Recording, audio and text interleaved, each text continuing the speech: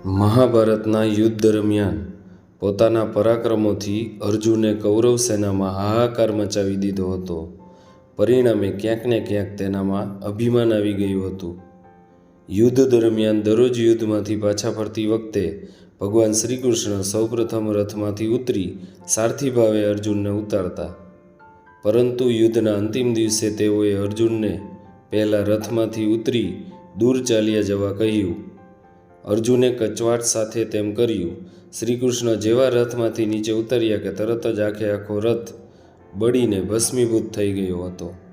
આ જોઈ અર્જુન તો આશ્ચર્યચકિત થઈ ગયો. ત્યારે શ્રીકૃષ્ણએ તેને કહ્યું, પાર્થ, ભીષ્મ, કૃપાચાર્ય, દ્રોણાચાર્ય અને કર્ણના દિવ્ય અસ્ત્રોથી તારો રથ તો ક્યારનોય બળીને રાખ થઈ ગયો હતો, પરંતુ મારા સંકલ્પે તેને યુદ્ધ પૂરું થતાં સુધી જીવંત રાખ્યો હતો.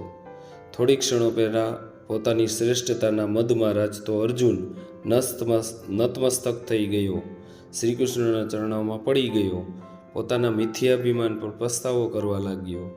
આપણે પણ સફળતા બાદ ક્યારેક બધું જ મેં કર્યું છે ના અભિમાનમાં રાચતા હોઈએ છીએ, પરંતુ વાસ્તવમાં આપણે તો નિમિત્ત માત્ર હોઈએ છીએ. કાર્ય કરનાર તો સર્વશક્તિમાન ભગવાન જ હોય છે. ખાસ આપણી અંદરનો અર્જુન આ સત્યને સમજી જાય. બોધ: સફળતા પછી ક્યારેય મિથ્યાભિમાન કરવું જોઈએ નહીં.